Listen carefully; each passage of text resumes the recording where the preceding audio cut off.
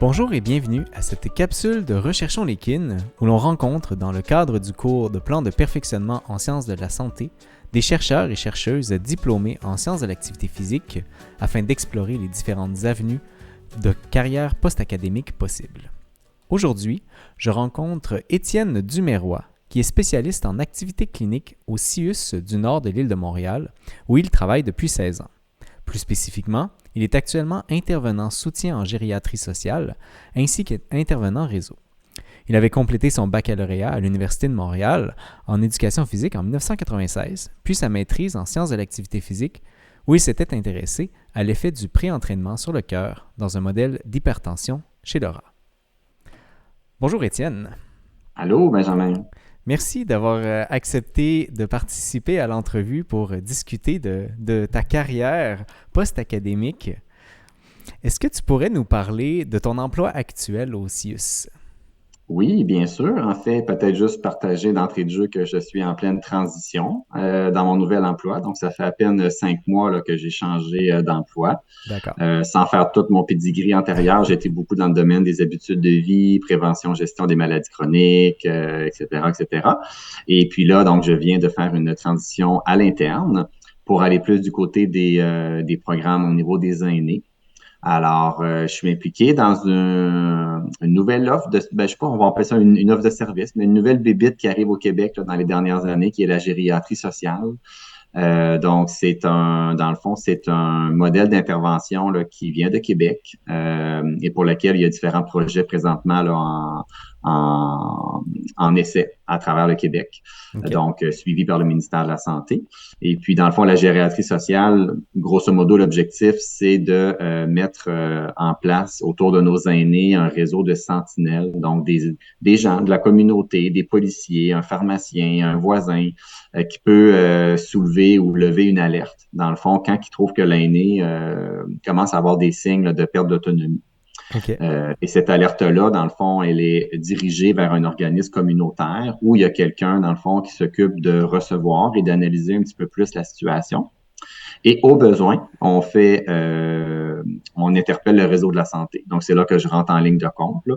Donc, je fais le pont entre le réseau de la santé et le milieu communautaire pour s'assurer, dans le fond, qu'on intervienne le plus précocement possible auprès de nos aînés pour prévenir là, leur déclin au niveau de l'autonomie, déclin tout à fait normal. Mais on Évidemment. sait qu'un peu comme les enfants quittent leur courbe, il y a des aînés qui quittent leur courbe aussi de décroissance ou de perte d'autonomie. Donc, on essaie de les attraper là, avant que ça devienne plus compliqué, puis que chute, hospitalisation, et vous pouvez imaginer tout le reste. Ah, Donc, je suis un peu en coaching avec la personne là, qui gère les alertes, mais je fais aussi le lien là, avec le réseau avec le gros bateau qui est le réseau de la santé, là. Donc, ça, c'est un aspect. tu as mentionné qu'il y avait des intervenants sociaux, des policiers. J'imagine, je pense qu'il n'y a pas beaucoup de monde que ça va surprendre qu'un travail avec des personnes âgées, le kinésiologue est également pertinent. C'est quoi tes tâches au quotidien? Ben, en fait, en gériatrie sociale, je dirais qu'on est plus présentement. J'ai comme deux volets. J'ai un volet plus gestion de projet parce qu'il y a un territoire de mon CIUS pour lequel on est comme en déploiement puis on voudrait comme implanter, si je peux dire, la gériatrie sociale dans un des territoires. Donc ça, on est plus dans de la gestion de projet. Et il y a un autre territoire où là, c'est plus déjà implanté. Donc, on est plus dans l'opérationnalisation. Donc, par exemple, ça peut être des discussions de cas cliniques avec l'intervenante. Ça peut être des présentations à différentes parties prenantes pour expliquer Mhm. justement c'est quoi la gériatrie sociale.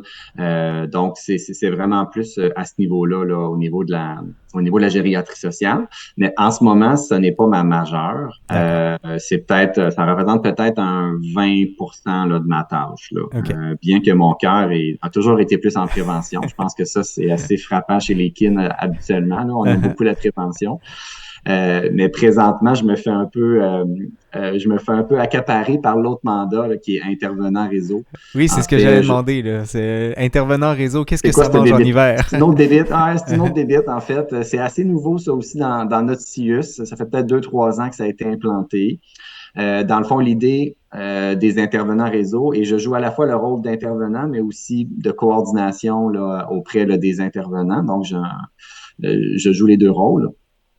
Puis de soutien au chef et tout ça là, à travers tout ça. Donc, intervenant réseau, dans le fond, c'est qu'on sait qu'on a des aînés qui sont hospitalisés dans différents milieux, que ce soit en réadaptation, que ce soit à l'hôpital, par exemple, à l'urgence. Donc, il y a des aînés qui rentrent dans le réseau de la santé et on sait très bien qu'il faut les sortir. Oui, il faut traiter, là, il faut traiter le problème aigu pour lequel ils sont arrivés, mais il faut vraiment les sortir rapidement parce qu'on sait qu'un aîné Uh-huh. qui reste à l'hôpital ou dans un milieu de soins se déconditionne extrêmement rapidement. Mhm. Donc, les intervenants, et on sait que aussi, malheureusement, pour eux, c'est pas bon, mais pour le système non plus, là, ils bloquent des places pour d'autres personnes qui pourraient avoir une chirurgie, qui pourraient avoir, donc, vous lisez les médias comme Uh-huh. moi, là, donc, Tout à et fait. c'est très à la mode. Là, je donnerai pas la date d'aujourd'hui parce que peut-être dans 5 ans, ça aura plus d'allure, mais le problème va peut-être être pareil ou même pire, peut-être avec le On vieillissement de espère la que ça se sera population. amélioré.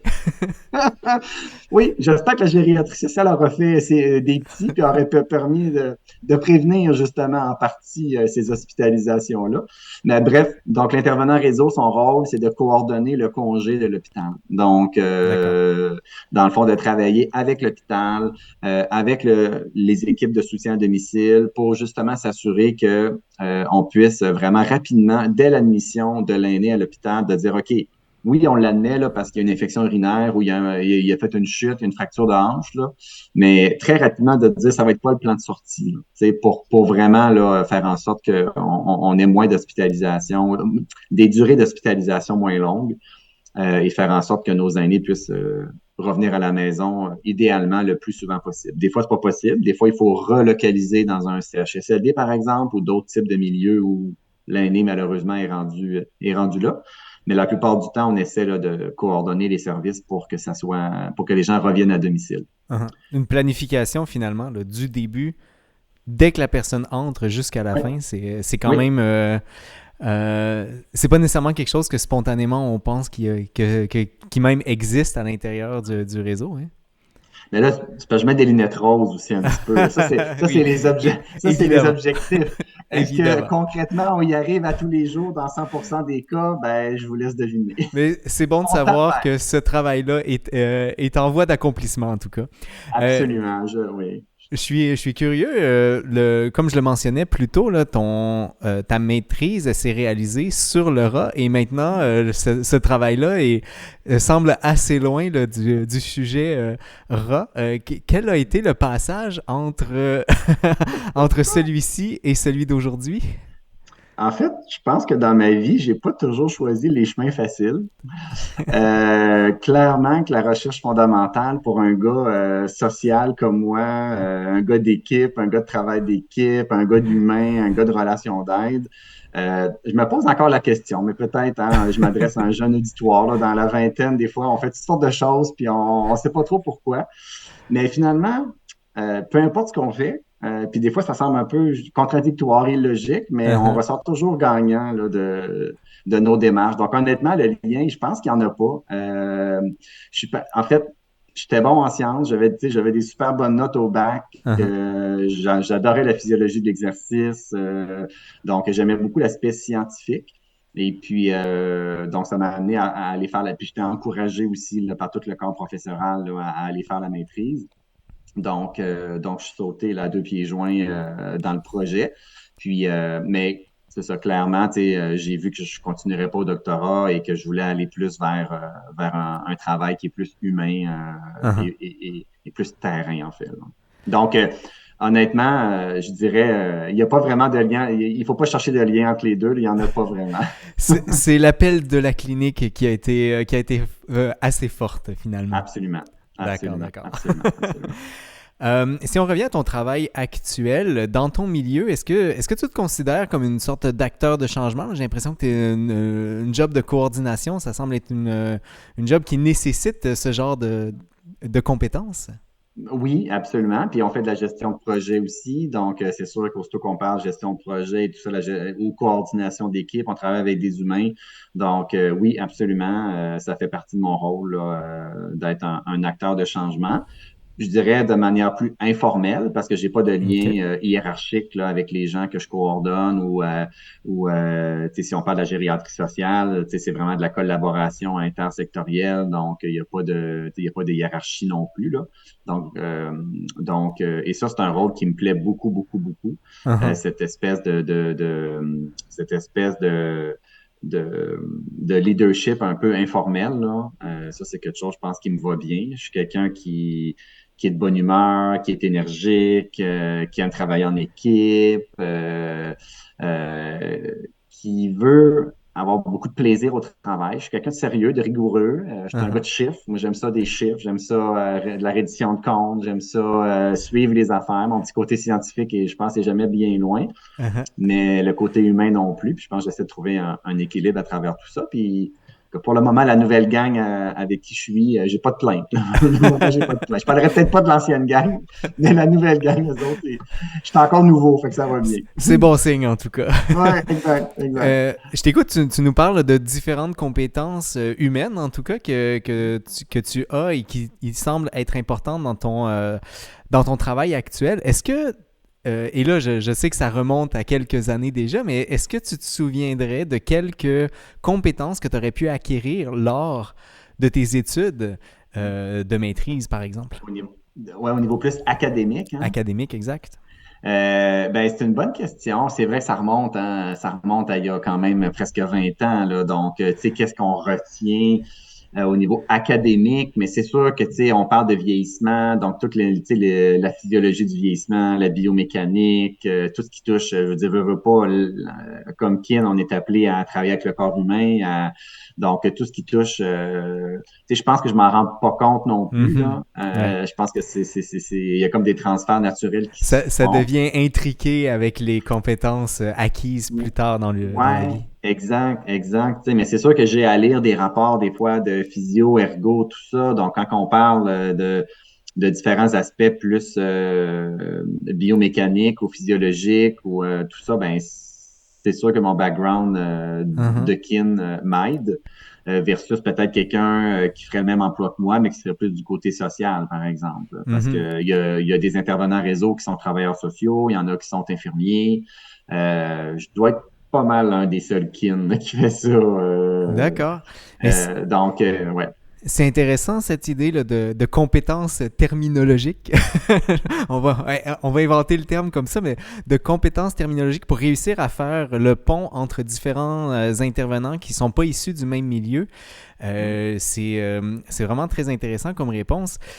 Inversement, est-ce que, puis là encore une fois, c'est peut-être une question un peu difficile à répondre d'où le temps, mais est-ce que tu as l'impression qu'il y a des choses que tu as acquises durant ta carrière que que tu te serais dit, j'aurais dû apprendre ça durant mes études. Peut-être si aujourd'hui, là, il y avait un étudiant devant toi, là, puis tu lui dirais, il y a un truc là, que j'aimerais ça, que tu devrais apprendre dans ta vie étudiante pendant que tu as encore le temps. Est-ce qu'il y a des choses qui te viendraient en tête? Ben, c'est sûr que de par ce que je fais en ce moment, toute la notion, tu sais, de vieillissement, puis d'approfondir un peu là, toute la notion de gériatrie et tout ça, Mhm. là, tu sais, je pense qu'on en connaît plus aussi qu'on en connaissait il y a 20 ans. Donc ça, clairement, ça pourrait être quelque chose. Euh, D'aller chercher la curiosité scientifique finalement, ou des mais c'est pour ça, connaissances.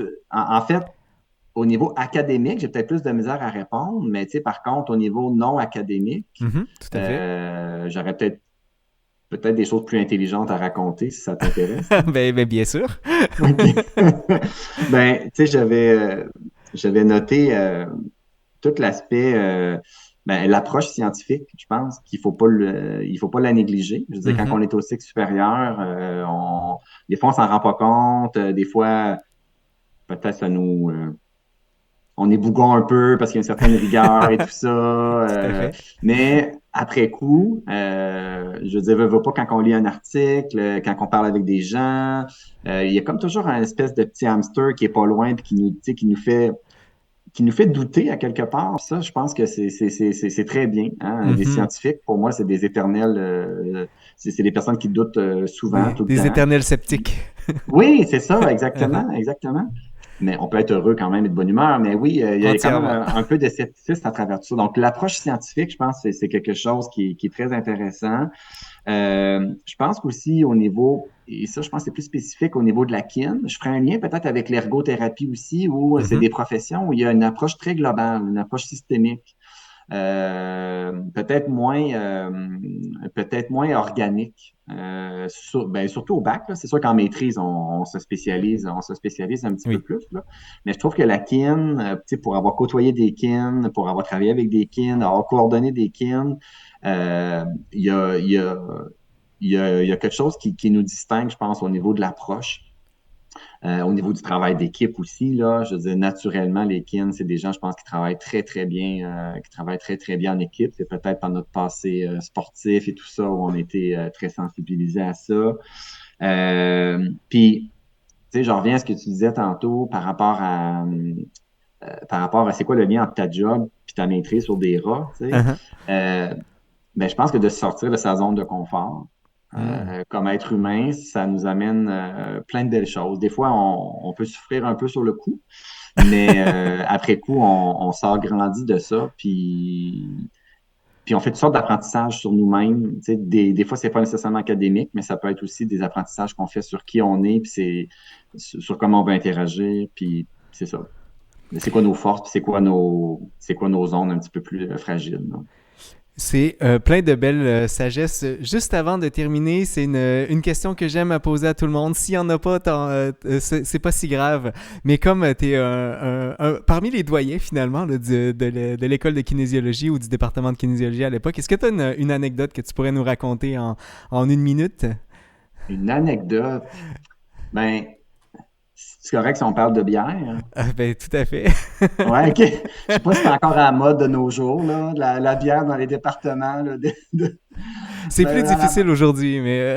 c'est ça. Ben, peut-être à cause de moi, en tout cas, ou de nous à l'époque, là, mais en fait, j'étais dans l'association étudiante là, des cycles supérieurs, puis on organisait des barbecues l'été comme source de financement et tout ça. Puis, écoute, on faisait de l'argent comme de l'eau, là, ça pognait vraiment bien. Puis, entre autres, parce qu'il y avait de la bière, il y avait de l'alcool, tu sais. Puis, à un moment donné, on s'est fait un peu chicaner par la direction en disant que je sais pas si c'est parce que les gens travaillaient moins le vendredi dans l'après-midi, là. Mais bref, ça, c'est une petite anecdote que je me souviens, là, dans le fond, là. Donc, si vous avez plus le droit d'avoir de la bière dans vos parties ou dans les activités quelconques, c'est peut-être à cause de nous autres, les vieux, là, qui avons on sait qui tapait sur les doigts. Mais c'est une belle image. Il faut prendre du temps pour s'amuser puis pour se détendre aussi à travers tout le travail qu'on fait parce que on peut pas être à 100% de notre vitesse en permanence. Absolument, absolument. Écoute, on arrive déjà à la fin, Étienne. Donc, je rappelle que tu travailles comme... donc, je rencontrais, Étienne Duméroy, qui est spécialiste en activité clinique au CIUS... spécialiste clinique, au CIUS du nord de l'île de Montréal. Merci, Étienne, d'avoir participé à l'entrevue. Merci à toi, Benjamin, puis bonne continuité à tous les gens qui pourront écouter ces capsules-là. Là. Soyez confiants. Des fois, le chemin il est particulier et on s'en va vers quelque chose, puis finalement, ça bifurque ailleurs, mais faut garder confiance. Puis si vous êtes où est-ce que vous êtes rendu en ce moment, c'est parce que vous avez un très, très beau potentiel. Là. Donc, continuez comme ça. J'espère que les gens entendront bien et je vous souhaite à toutes et tous une excellente journée. À la prochaine.